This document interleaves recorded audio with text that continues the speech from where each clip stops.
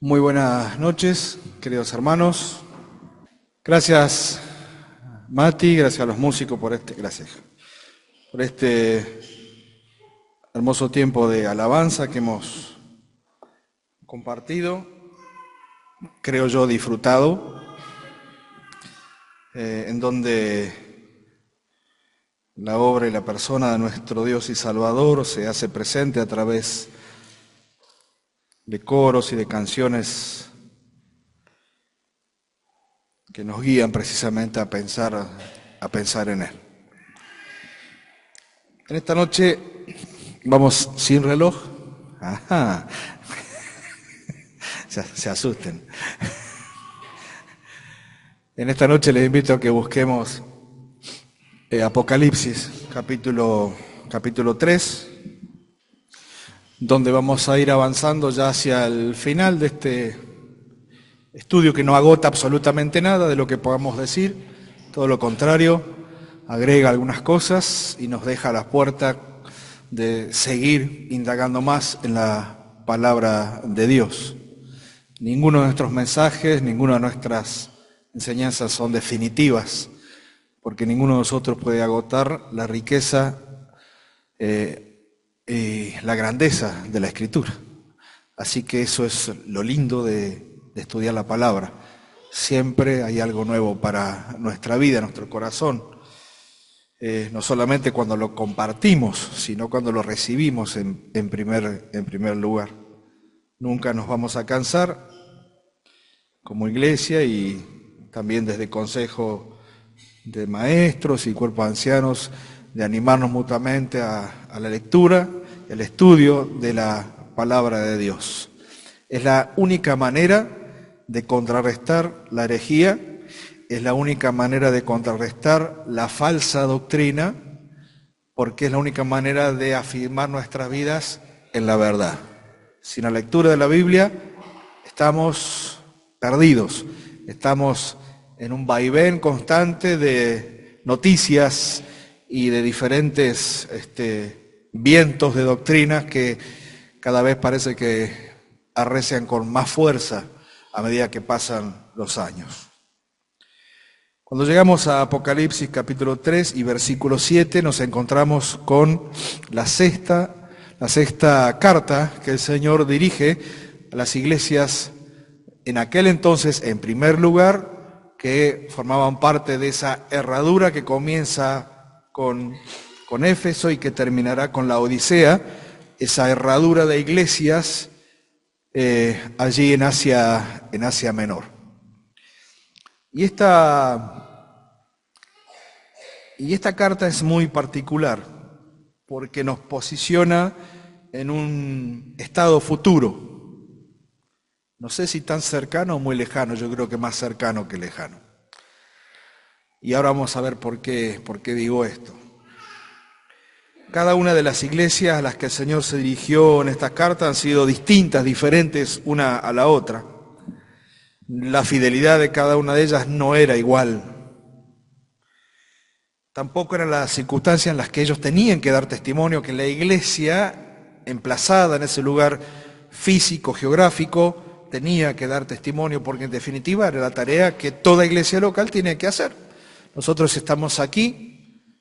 Nuestra tarea es dar testimonio, de muchas maneras, de muchas formas, como iglesia, pero también personalmente, como miembros que pertenecemos a esta iglesia local, que a la vez pertenece a la iglesia universal de nuestro Señor. Es muy llamativo que lo opuestos que eran las iglesias, por ejemplo, de Esmirna y de Filadelfia, a pesar de que estaban solamente a unos 160 kilómetros una de la otra, pero la circunstancia de la iglesia de Esmirna con la de Filadelfia es muy distinta. ¿Qué contraste podíamos encontrar entre una y otra? Un poco es cierto es que nos estamos adelantando, pero la iglesia en Esmirna, por ejemplo, se le dice que algunos de ellos iban a ser encerrados en la cárcel. Mientras que a la iglesia de Filadelfia el Señor le dice, como vamos a leer después, que Él iba a abrir una puerta que nadie podría cerrar. Los hermanos allí de Esmirna se les dice que iban a pasar por una tribulación con un tiempo establecido, 10 días. 10 días dice allí. Quizás, posiblemente prefigurando las 10 persecuciones que sufrió la iglesia en el transcurrir de los tiempos. Mientras que en Filadelfia el Señor les dice que los va a librar de la hora de la prueba. En Esmirna la iglesia tenía que sufrir la oposición que venía por algunos de aquellos que profesaban ser judíos, pero que en realidad dice, una expresión muy fuerte que eran, ¿se acuerdan? Sinagoga de Satanás. Emplazado geográficamente, Satanás tenía su lugar desde donde actuaba a través de estos que se decían ser judíos, pero que iban en contra del mismo Dios, en contra de Cristo y por supuesto en contra de la iglesia. Y sin embargo, como vamos a leer, en Filadelfia el Señor iba a hacer que los que se decían ser judíos, aunque pertenecían a una sinagoga, ellos tendrían que venir y se postrarían delante de los pies de los creyentes y lo reconocerían que Dios siempre los había amado. Yo les invito a que leamos rápidamente el mensaje a Filadelfia, del versículo 7 al versículo 13 de Apocalipsis capítulo 3. Dice así: escribe al ángel de la iglesia en Filadelfia, esto dice el santo, el verdadero, el que tiene la llave de David, el que abre y ninguno cierra, y cierra y ninguno abre. Y dice el Señor, yo conozco tus obras. He aquí, he puesto delante de ti una puerta abierta, la cual nadie puede cerrar, porque aunque tienes poca fuerza, has guardado mi palabra y no has negado mi nombre. He aquí yo entrego de la sinagoga de Satanás a los que se dicen ser judíos y no lo son, sino que mienten. Pero he aquí, yo haré que vengan y se postren a tus pies y reconozcan que yo te he amado. Por cuanto has guardado la palabra de mi paciencia, yo también te guardaré de la hora de la prueba que ha de venir sobre el mundo entero para probar a los que moran sobre la tierra. He aquí yo vengo pronto, retén lo que tienes para que ninguno tome tu corona. Al que venciere, yo lo haré columna en el templo de mi Dios, y nunca más saldrá de allí. Y escribiré sobre él el nombre de mi Dios y el nombre de la ciudad de mi Dios, la nueva Jerusalén, la cual desciende del cielo de mi Dios. Y dice, y mi nombre nuevo. Eso es una aclaración interesante de parte del Señor. Dice, y mi nombre nuevo. Y culmina con este eslogan que repite en cada una de las cartas y que es un llamado de atención a cada uno de nosotros. El que tiene oídos, oiga lo que el Espíritu dice a las iglesias. La iglesia de Filadelfia estaba ubicada en una ciudad muy, muy particular. Desde ya su nombre es muy particular. Filadelfia hace referencia sin duda al amor fraternal. Es el significado primario. Quiero preguntarse, bueno, ¿a quién se le habrá ocurrido ponerle amor fraternal a una ciudad? Bueno, esto tiene una explicación histórica. Filadelfia fue fundada en el año 189 a.C. por el rey Eumenes II. Era conocida como la Puerta de Oriente por estar situada en la ruta principal de correo imperial desde Roma hacia el este. Es decir, está ubicada estratégicamente y es el lugar por donde transcurría aquel camino, por donde pasaba todo lo que tenía que ver con el correo del imperio para ser distribuidos en todos aquellos lugares en donde el imperio había hecho posesión, donde se había posicionado. Se reconoce que la ciudad estaba ubicada sobre una placa tectónica, lo que produjo una serie de terremotos que los hacía temer constantemente por el futuro de su existencia, por cómo iban a continuar emplazados en una ciudad donde constantemente estaba temblando. Era la característica principal, no tenían ellos la seguridad de que el lugar donde estaban emplazados dentro de poco o mucho tiempo se mantuviera igual. Ellos sabían que de tanto en tanto había temblores en ese lugar. En el año 17 después de Cristo, la ciudad de Filadelfia fue destruida por completo a causa de un terremoto. Fue destruida por completo. Y fue reconstruida por Tiberio, y como resultado de esto, los que quedaron y sobrevivieron tenían miedo y la mayoría vivían afuera de las murallas de la ciudad y muchos emigraron, se fueron. No querían volver a pasar por exactamente lo mismo. Tembló, se destruyó, no quiero vivir en este lugar, nos vamos. La ciudad cambió 3 veces de nombre, 3 veces de nombre. Pasó de llamarse Filadelfia, que en griego significa, como dijimos, amor fraternal, o el que ama a su hermano. Y esto tiene la explicación en el amor que el rey tenía por su hermano, Atalo II. Y era tal el afecto que él tenía por él que en honor a su hermano le puso el nombre de la ciudad, Filadelfia, amor fraternal. Tenía que ver con una relación íntima, familiar e intensa. Y entonces, como lo plasmó el rey, te amo, hermano, y esta ciudad va a llevar en honor tuyo este nombre, Filadelfia. Posteriormente la ciudad, cuando fue destruida y reconstruida después del año 17, Tiberio prestó una generosa ayuda para reconstruirla y recibió el nombre de Neo Cesarea o Nueva Cesarea. Nueva Cesarea. Y 50 años más tarde, bajo Vespasiano, volvió a cambiar por el nombre de Flavia. Es decir, que esta ciudad comenzó con un nombre, transcurrió el tiempo, tuvo otro nombre, y posteriormente cambió su nombre por el nombre de Flavia. Actualmente tiene otro nombre que lo había anotado, perdón, se me escapó, lo había anotado, denme un segundito. Actualmente se llama Alasejir. Alasejir, es decir, que es una ciudad que cambió constantemente de nombres. ¿Recuerdan los últimos versículos que leímos? Cómo hace el énfasis en cuanto a esta expresión, el nombre de Dios, mi propio nombre, el nombre, tiene mucho que ver con este cambio constante de nombre y con este cambio constante de identidad de aquellos ciudadanos que vivían en aquel lugar y especialmente de la iglesia.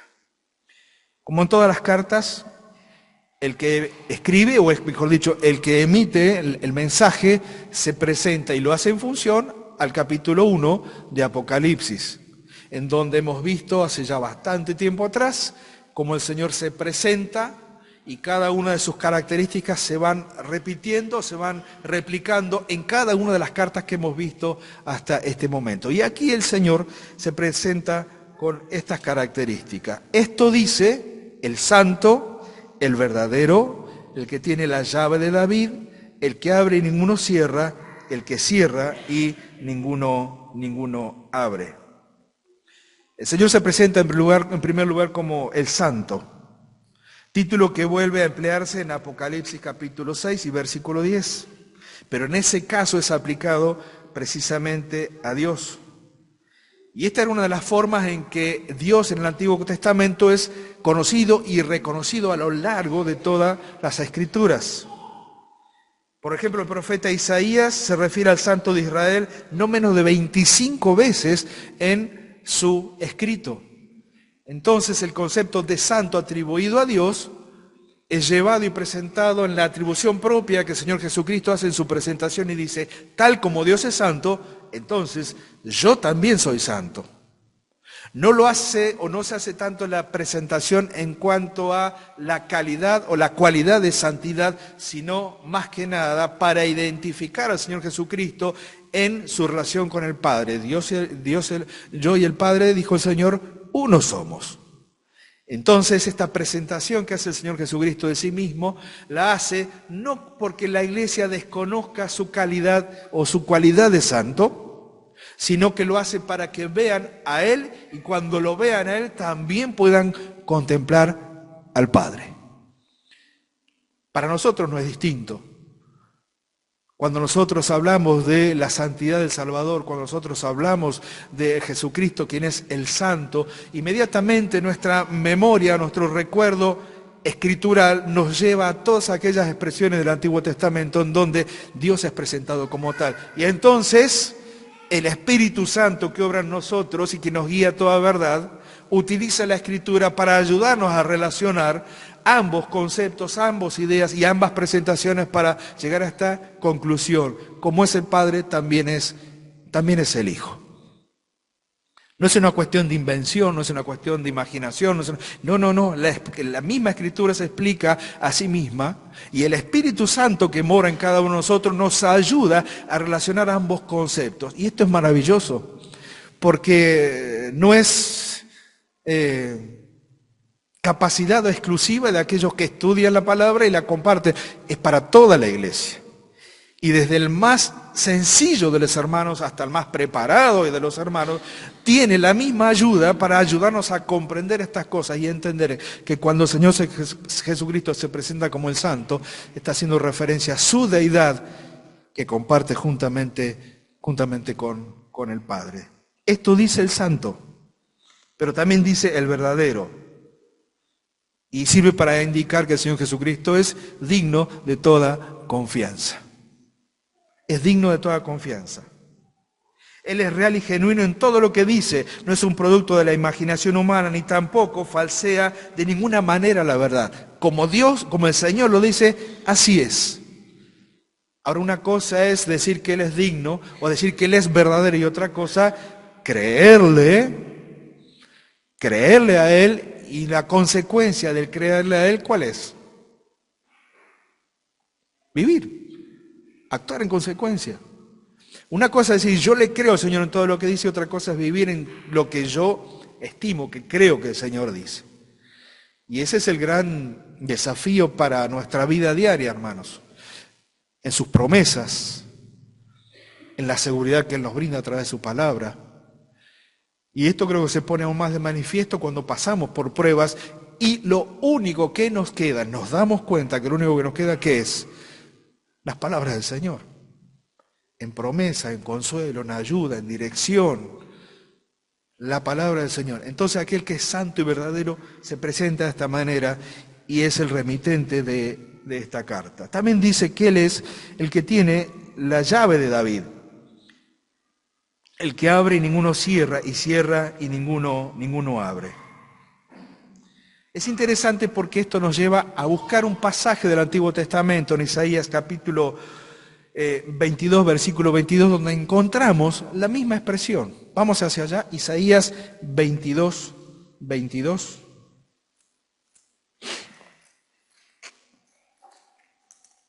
Isaías 22, 22.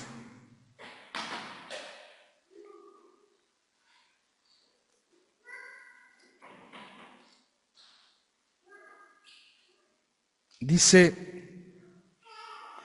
y pondré la llave de la casa de David sobre su hombro, y abrirá y nadie cerrará, y cerrará y nadie abrirá. El título de este pasaje es, Sebna será sustituido por Eliakim. ¿Qué significa esto? Bueno, esto nos ayuda a comprender un poquito las expresiones del Señor Jesucristo en cuanto a aquel que tiene la llave, cierra y no abre, Él cierra, nadie abre, Él abre y nadie cierra, es decir, nadie pasa por su autoridad. En los días del profeta Isaías gobernaba el rey Ezequías, quien tenía un cortesano llamado Sebna, que actuaba como mayordomo. Toda esta historia se puede leer en el capítulo 22 en adelante de Isaías, los invito a que después lo hagan para hacer la relación completa. Yo les hago el relato de la historia. Él era una especie de jefe de personal que se encargaba de controlar la entrada del Palacio Real, una posición que comportaba la autoridad más elevada en el reino. Este hombre había actuado de forma impropia de su cargo. Él buscaba su propio beneficio personal y como consecuencia, el profeta le anuncia que él sería transportado por Dios en un duro cautiverio, capítulo 22, verso 17, y que sería reemplazado en su puesto por un hombre justo y honrado llamado Eliaquim, versículo 20 y 21. Y es acerca de él que Dios dice que, de Eliaquim, que va a quitar la llave de la mano de aquel siervo, quien se estaba enorgulleciendo de su lugar y de su puesto, y la pondría en el hombro y en la mano de otro siervo escogido por Dios para que cumpla la tarea para la cual había sido llamado. Y dice el versículo 21, pondré la llave de la casa de David sobre tu hombro, y abrirá y nadie cerrará, cerrará y nadie abrirá. Cuando leemos el pasaje de Isaías completo nos damos cuenta que el pecado de este hombre, Sebna, era nada más y nada menos que su autosuficiencia y la importancia que se daba a sí mismo. Por ejemplo, él había esculpido una tumba para él en un lugar alto con la intención de perpetuar su nombre. Él decía, si los reyes tienen grandes tumbas, ¿cómo no la voy a tener yo para que me miren el resto de las personas, la posteridad, cuando pase de este mundo? Entonces, ¿qué hizo? Hizo su propio mausoleo. Hermoso, fastuoso, que en definitiva lo único que podía tener adentro que era huesos secos. Pero él quería perpetuar de esa manera su nombre. También se había hecho de carros para su gloria, verso 18. Pero ninguna de estas cosas le iban a aportar seguridad ni impedirían que fuera llevado en cautiverio. En definitiva, nunca usó la tumba que había preparado para él. Él preparó su tumba para la posteridad, para que la gente mire y diga, miren qué gran hombre, qué gran siervo, qué bárbaro, qué impresionante. Nunca usó la tumba.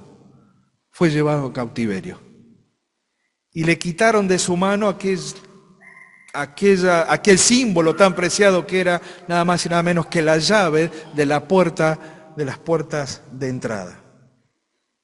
Este juicio de Dios vino sobre él porque su comportamiento era inapropiado en un miembro tan importante de la casa real de David. Por eso es llamada vergüenza de la casa de tu Señor. Su pecado consistió fundamentalmente en aprovecharse de los beneficios de su rango y de su lugar para promoverse a sí mismo, intentando dejar una huella de su persona, pero en función de el orgullo, en función de lo que quería que vean los demás, que lo contemplen a él, mientras tanto pretendía de esa manera eclipsar la persona y la figura del rey. Por lo tanto, era un hombre al que le gustaba hacer ostentación y se sentía muy confiado en cuanto al futuro. Pero Dios le cambió todos los planes, lo destituye de su puesto y coloca en su lugar a Eliaquim. A diferencia de Sebna, Eliaquim era un hombre íntegro, responsable, inspiraba confianza y respeto entre el pueblo. Un hombre que se dice que sería asiento de honra a la casa de su padre, es decir, no sería un hombre como Sebna, que buscaba su propia honra, pero que serviría con fidelidad a la casa de David. Sin duda fue un honor muy grande para él servir de esa manera a su rey. Ahora, el Señor Jesucristo es digno de toda autoridad. Y vemos que el Señor Jesucristo jamás reclamó para sí en esta tierra, ¿qué cosa? Gloria. Jamás la reclamó. Él vino como siervo, pero como siervo fiel. Muchos de aquellos que decían que hablaban en nombre de Dios eran nada más y nada menos que fraudulentos, falsos profetas, hombres que se arrogaban el derecho de hablar en nombre de Dios y conducían al pueblo ciegos, guías de ciegos. Ellos decían que servían al Dios de los cielos, al Dios eterno. Y sin embargo, el Señor Jesucristo trajo al verdadero siervo, al que le fue dada y confiada la autoridad, y es el que tiene el poder de abrir, cerrar y de cerrar y de abrir. Cerrar y abrir, que está hablando de las posibilidades que Dios, y después lo vamos a leer un poquito más adelante, que el Señor ofrece en cuanto a la autoridad de Cristo de ofrecer la salvación que todo hombre y toda mujer necesita. El Señor le dijo a los dirigentes religiosos de su época: hombres ciegos, guías de ciegos, los dos van caminos, ¿hacia dónde? Hacia el pozo. Y aquel que tuvo la gloria antes de venir a este mundo, antes de hacerse hombre, antes de hacerse siervo y como siervo ofrecerse en una cruz y morir y ofrecer su vida, en Juan capítulo 17, versículo 5, él ora al Padre y dice: Padre, quiero compartir nuevamente aquella gloria que compartimos antes de venir a esta tierra. Y entonces al Señor Jesucristo, luego de su muerte, siendo resucitado por autoridad y por poder del Espíritu Santo, se le otorga nuevamente aquella gloria que tuvo antes con el Padre. Entonces, cuando el Señor se presenta de esta manera: yo soy el que abre y ninguno cierra, y cierra y ninguno abre, lo pensamos en estos términos: Él es el siervo fiel. Después de que hubieron muchos siervos infieles que se arrogaron la autoridad y el derecho de decir: nosotros servimos en el nombre de Dios, todos mentirosos, todos falsos y todos ciegos, guiando ciegos hacia un pozo. Y entonces el verdadero siervo se presenta, el Salvador, el Señor Jesucristo. ¿Qué es lo que hace el Señor Jesucristo con esta iglesia? Bueno, en primer lugar, la alaba. Hay palabras de alabanza para esta iglesia. Él dice allí en el versículo 8: yo conozco tus obras, y he aquí, he puesto delante de ti una puerta abierta, la cual nadie puede cerrar, porque aunque tienes poca fuerza, has guardado mi palabra y no has negado mi nombre. ¿A qué puertas abiertas se refiere? Bueno, algunos creen que se refiere a que las autoridades judías habían excluido a los creyentes de Filadelfia del pueblo de Dios, cuando en realidad solo el Señor Jesucristo quien en verdad proporciona el acceso a la nueva Jerusalén. Otros interpretan esta puerta abierta como una oportunidad para extender el Evangelio por medio de la predicación. Y esto no sería de extrañar, porque esta misma expresión se encuentra en otros lugares. En Hechos, capítulo 14, 1 Corintios 16, 2 Corintios 2, Colosenses 4, se habla acerca de esta puerta abierta. Y según esta interpretación tendríamos que, como recompensa por el fiel servicio que la iglesia había llevado a cabo, a pesar de las pocas fuerzas que tenía, ellos estaban a la expectativa de la posibilidad de un servicio mayor. Si lo comparamos con nuestro tiempo, no es tan distinto, ¿verdad? ¿Cuántos testimonios comienzan con poca fuerza? ¿Cuántas iglesias comienzan con pocos siervos y con pocos obreros? ¿Cuántas iglesias son sostenidas a pesar de los embates del enemigo para tratar de destruirlo de tantas formas y de tantas maneras? Mire, mientras iba leyendo estos pasajes y estos apuntes, pensaba nada más y nada menos que en el testimonio allí en Villa Pegüeña. No podía dejar de pensar. Una iglesia naciente, un testimonio que recién comienza, una obra que si la miramos desde lejos, más de uno podría decir: ¿cuánto puede durar? Si apenas son 2 matrimonios los que están sosteniendo la obra en aquel lugar. ¿Quién tiene la fuerza suficiente como para que esto siga adelante?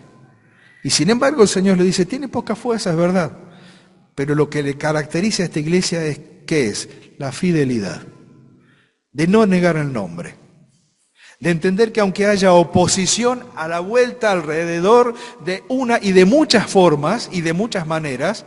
De hecho, Albi, cuando nos ha compartido lo que han vivido este último tiempo en la iglesia allí en Pegüeña, nos habla acerca de la verdadera oposición satánica, que tiene que ver con comunidades, que tiene que ver con costumbres, que tiene que ver con rituales, que van absolutamente en contra de Dios y que muchas veces se ciernen como una amenaza para que testimonios no sigan.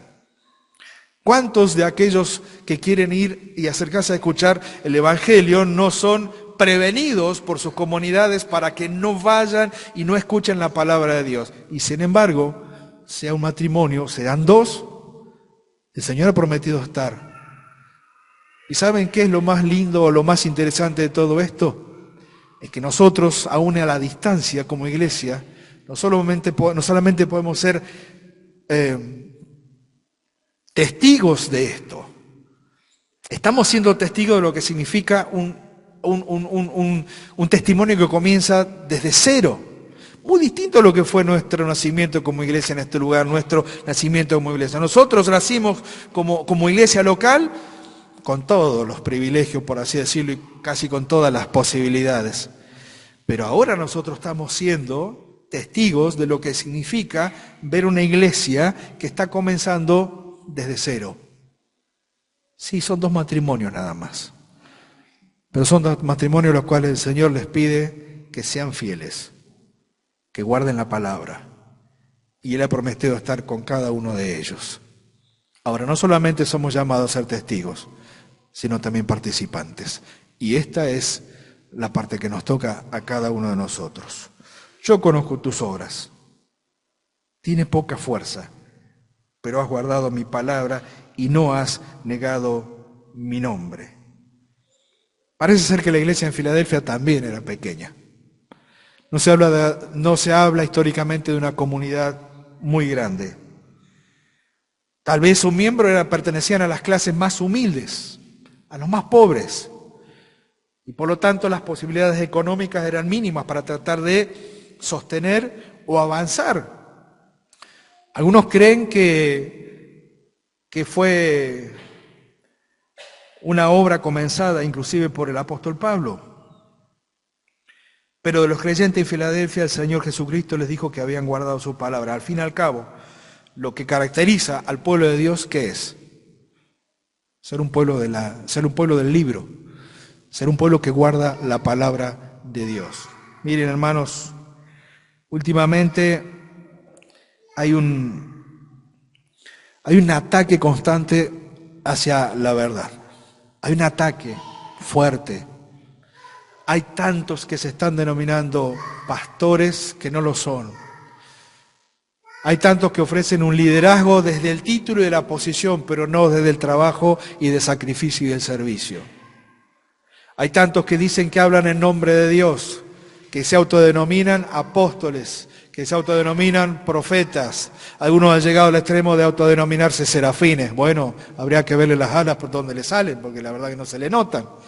Pero han llegado hasta el atrevimiento de pretender torcer la Escritura en ese sentido y apropiárselas como si fueran los únicos que pueden interpretarla y compartirla, cuando en definitiva el gran secreto de la Iglesia de Cristo es que cada uno de nosotros como miembros de la Iglesia podemos leer, podemos ser bendecidos, podemos crecer, podemos aprender y bendecir a otro con la palabra de Dios. Ninguno de los que estamos aquí somos dueños de la palabra. Ni los ancianos, ni los diáconos, ni los líderes de ministerios. Todo lo contrario, cada vez que tenemos que hacerlo, temblamos. Temblamos. Y lo único que nos queda entonces como pueblo de Dios es hacer esto. Guardar la palabra. El Señor los alabó por esto. ¿Qué promesas hay en la iglesia a Filadelfia? ¿Qué promesas podemos encontrar? Dice el versículo 9, aquí yo entrego de la sinagoga de Satanás a los que se dicen ser judíos y no lo son, sino que mienten. Pero he aquí, yo haré que vengan y se postren a tus pies y reconozcan que yo te he amado. Qué interesante, ¿no?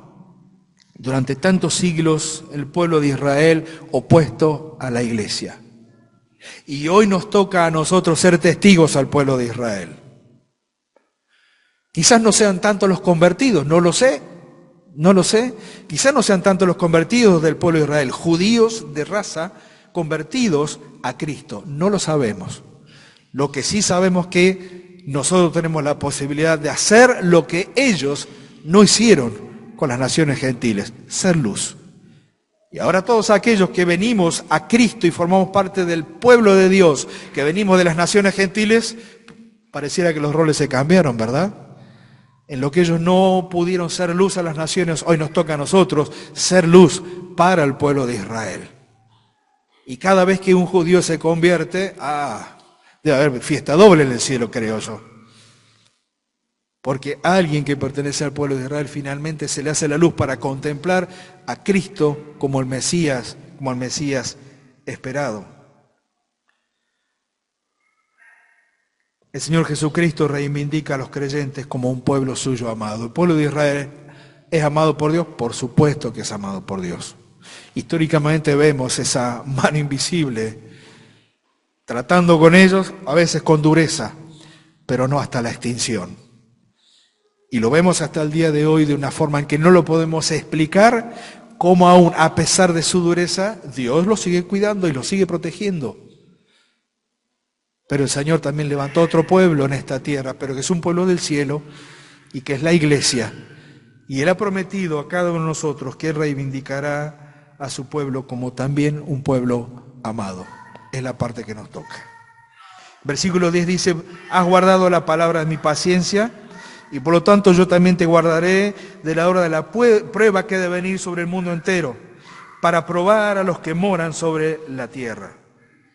Guardar la palabra de mi paciencia puede ser entendido como que habían obedecido el mandato del Señor a ser pacientes en la hora de la prueba. A ser pacientes en la hora de la prueba. O también por haber seguido el ejemplo del Señor Jesucristo, en donde su ministerio en esta tierra fue probado tantas veces, no solamente en el desierto, en aquellos 40 días y 40 noches, eso fue, podemos decir, la muestra de lo que sucedería después. Constantemente el Señor fue probado, constantemente el Señor fue tentado. Y aún en el momento de la cruz, los ladrones fueron objeto de la manipulación satánica para inducir, aún con el pueblo de abajo, diciéndole al Señor, ya que eres hijo de Dios, baja y sálvanos. El Señor con paciencia soportó la hora de la prueba durante toda su vida y salió triunfante. Y entonces para ellos el mejor ejemplo que podían tener en un lugar en donde los judíos eran oposición hacia ellos, el mejor ejemplo que podían tener sin duda era la persona del Señor Jesucristo. Por eso le dice, guardaste la palabra de mi paciencia o guardaste mi testimonio para tomarlo como tuyo y de esa manera salir adelante. Pero también es cierto que aquí tiene una visión hacia el futuro. Muchos autores encuentran en esta expresión en un tiempo en donde la iglesia va a ser guardado del tiempo de la prueba. Nosotros comprendemos y entendemos que precisamente esta iglesia está hablando en un tiempo en donde no va a estar presente cuando la prueba venga hacia este mundo. ¿De qué tiempo estamos hablando? Tribulación y gran tribulación. La prueba va a venir a este mundo. La prueba llegará a un tiempo en donde el mundo entero, como dice el versículo 10, va a ser probado. Ahí dice, para probar a los que moran sobre la tierra. Pero hay un pueblo que va a ser cuidado, protegido y guardado de esa hora. Y entendemos que ese pueblo somos cada uno de nosotros, es la iglesia del Señor. Llegará un momento en donde la tierra conocerá la ira de parte de Dios. Llegará un momento en donde la tierra pasará por este tiempo terrible, como no hubo otro tiempo en esta tierra. Y tenemos la promesa de nuestro Dios de no pasar, de ser cuidados y protegidos. Por eso lo que nos pide el Señor, y en estos últimos tiempos, y en esta etapa de la iglesia, en donde la iglesia pareciera que cada vez más, y hablo en iglesia, no como iglesia local, sino en términos generales, pareciera que la iglesia cada vez tiene menos fuerza, y lo único que le pide el Señor es, sé fiel. Poca fuerza, sé fiel. Poca fuerza, pero aferrate a mis promesas. Una exhortación, versículo 11. Y aquí yo vengo pronto, retén lo que tienes, para que ninguno tome tu corona. El Señor resucitado habla de su regreso. Yo vengo pronto. Su ánimo es dar aliento al pueblo para que esté preparado para el encuentro con Él. Y de ese modo ninguno tome su corona. A la iglesia en Éfeso le dijo que le quitaría el candelero. A la iglesia en Pérgamo les dijo que pelearía contra ellos, contra la iglesia. A la iglesia en Sardis le dijo que vendría sobre ellos como un ladrón en la noche. Y en esos tres casos la venida del Señor sobre su iglesia sería con el propósito de juzgarla. Pero en el caso de la iglesia en Filadelfia ocurre lo contrario. Su venida sería para protegerle en la hora de la prueba. ¿Será este el tiempo? ¿Será este el tiempo que nos toca vivir? ¿Será que no hemos llegado, por supuesto, al colmo de la prueba? Pero también es cierto que hay iglesias locales en diferentes partes de este mundo que están viviendo una persecución feroz. Cada mes de junio, si no me equivoco, compartimos el día de la iglesia perseguida. ¿Nos olvidamos ya que hoy un día? Pareciera que sí, pareciera que juntamos las ganas, la emoción para ese día, ese momento, y después pasó junio y bueno, sí, están perseguidos por allí. Y quizás no están siendo tan protegidos como nosotros pensamos que pueden estar siendo protegidos. Pero sin embargo hay instancias peores y aún más difíciles que van a venir sobre este mundo. Y el Señor dice, yo los voy a cuidar, yo los voy a proteger. Retén lo que tienes para que ninguno tome tu corona. Versículo 12 es una promesa para el que venza. Al que venciere yo lo haré columna en el templo de mi Dios y nunca más saldrá de allí. Y escribiré sobre él el nombre de mi Dios y el nombre de la ciudad de mi Dios, la nueva Jerusalén, la cual desciende del cielo de mi Dios, y mi nombre nuevo. ¿Qué incentivos le da el Señor a esta iglesia y por lo tanto a nosotros? En primer lugar le dice, yo los haré columna en el templo de mi Dios y nunca más saldrá de allí. Lo que el Señor le está diciendo es que ellos son bienvenidos a su casa, el templo de Dios. Pero no solamente la bienvenida, sino que formarán parte de Él. Y por lo tanto nunca tendrán que salir de allí. Nosotros formamos parte de ese templo. Nosotros formamos parte de esa casa. La seguridad que tenemos es que Él nos ha incluido. La iglesia de Cristo se va construyendo día a día. Hemos sido sacados de la cantera de este mundo y hemos sido transformados en un ladrillo que es puesto en el edificio que el Señor va edificando día a día, con cada persona que escucha el Evangelio y que se convierte a Cristo. Cuando escuchaste la palabra del Evangelio, cuando escuchamos la palabra del Evangelio, cuando fuimos convertidos por la obra del Salvador, fuimos colocados en este edificio y fuimos colocados por Él. Nadie nos puede sacar y nadie jamás nos va a sacar de allí, de ese lugar. Seguridad eterna. Escribiré sobre él el nombre de mi Dios y el nombre de la ciudad de mi Dios, la nueva Jerusalén, la cual desciende del cielo de mi Dios, y mi nombre nuevo. Es una cuestión de pertenencia. Antes, conocer el nombre de una persona significaba tener algo de él o de ella. El nombre nos hace no solamente una cuestión de identificación a los que los conocen, sino que al otorgar nuestro nombre, la persona tiene algo de nosotros. Conocerle el nombre de nuestro Dios es tener de Él. De hecho, mañana vamos a hablar en la escuela dominical acerca de los nombres de Dios.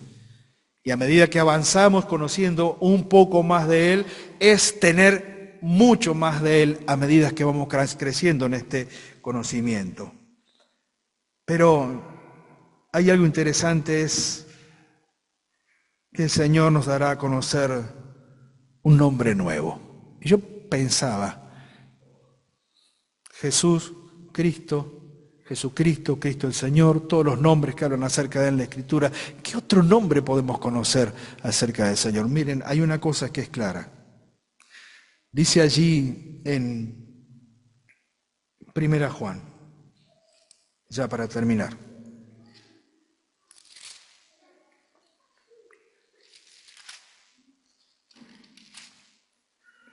Capítulo 3, versículo 1. Mirad cuál amor nos ha dado el Padre para que seamos llamados hijos de Dios. Por esto el mundo no nos conoce, porque no le conoció a Él. No tienen el nombre de Dios, no lo conocen. Dice, amados, ahora somos hijos de Dios. Ese es nuestro nombre. Y aún no se ha manifestado lo que hemos de ser. Pero sabemos que cuando Él se manifieste, seremos semejantes a Él porque le veremos tal como Él es. Nuestro conocimiento del Señor está limitado por nuestra capacidad muchas veces. Intelectual, posiblemente. A algunos que les cuesta comprender más que otros estas verdades. Tenemos el auxilio de la palabra de Dios y del Espíritu Santo para que nos dé luz y podamos crecer en el conocimiento de nuestro Señor. Pero todo lo que podamos aprender y conocer de Él será siempre poco, con lo que va a ser encontrarnos con el Señor y donde le conoceremos de una manera en que no lo conocimos acá. El conocimiento de Él significó para nosotros la salvación. El conocimiento de Él significó para nosotros la santificación. El conocimiento de Él significó para nosotros esta relación con el Padre, esta expectativa gloriosa de una vida completa sin relación con el pecado ni nada lo que tenga que ver con este mundo. Estamos mirando hacia un futuro cercano, creo yo. Pero en el momento en que nos encontremos con el Salvador, cuando ya nuestras capacidades humanas limitadas estén fuera de nuestra experiencia, en donde nuestra mente y estoy tratando de imaginar toda esa situación, donde nuestra mente ya no esté afectada ni por el pecado, ni propio ni ajeno, en donde el dolor y el llanto ya no estén presentes, en donde los malos recuerdos ya queden atrás y por supuesto en el olvido. Y en donde solamente tendremos esa oportunidad de encontrarnos cara a cara con nuestro Salvador, sin duda que le conoceremos como nunca lo pudimos alcanzar a conocer en plenitud mientras estuvimos acá. Pero nuestra tarea, ¿cuál es? Sigamos conociéndole a Él. Sigamos creciendo en nuestra relación con Él. Cada devocional escuchado o leído cada mañana. Cada lectura bíblica que hacemos. Cada momento de devoción, como decía Mati, a veces le pedimos más de lo que le damos gracias. Cada momento de adoración personal, que tenemos la oportunidad de hacerlo quizás en nuestra casa, en esos, como dice aquel coro, hay momentos que tendrían que ser eternidad. Cuando mi espíritu, Señor, se toca con el tuyo y mi corazón estalla en adoración, esos momentos son los que nos hacen crecer más y más en el conocimiento del Señor. Y siempre nos vamos a quedar cortos mientras estemos acá. Pero tenemos esta expectativa gloriosa. Y quizás el Señor está usando esta figura de mi nombre nuevo para darnos a entender de que cuando estemos ante su presencia le vamos a conocer como nunca alcanzamos a conocerlo en plenitud mientras estuvimos en el cuerpo, mientras estuvimos aquí. Mientras tanto, muchos hermanos se adelantaron y tienen el privilegio y tuvieron el privilegio maravilloso de contemplarle cara a cara. Y entonces ellos se nos han adelantado y han conocido este nuevo nombre de nuestro Señor. Nos toca a nosotros en algún momento, ya sea que nos llame a su presencia, ya sea que nos venga a buscar. Pero la mera expectativa de saber que lo voy a conocer en plenitud a mi Señor es algo que me tendría que tener y nos tendría que tener con una forma distinta de vivir. Aunque mis fuerzas sean pocas, aunque lo único que tenga que retener es su nombre, ser fiel, aunque me estén persiguiendo, aunque estén haciendo difícil mi vida por ser cristiano, tengo esta expectativa gloriosa que es la misma expectativa que el Señor le dio a los hermanos de Filadelfia. Para terminar, hay un llamado a escuchar la voz del Señor. La carta a la iglesia en Filadelfia es la única de dos, junto con la de Esmirna, a la que el Señor no levanta ningún juicio en contra de ella. No hay una crítica que sea motivo de preocupación, sino que muestra una iglesia que aún con debilidad, aún se sigue moviendo dentro de la dirección de Dios. La lectura de esta carta sugiere preguntarnos acerca de qué es lo que se debería estar haciendo para que la relación con Dios perdure a lo largo del tiempo, nuestra comunión con Él. Y esto es importante debido al hecho de que cuando nos sometemos a altibajos en nuestra vida, tenemos la sensación de que los planes de Dios se han retrasado, ¿verdad? Cuando pasamos por pruebas parece que lo que planificamos quedó trunco y ¿dónde está Dios?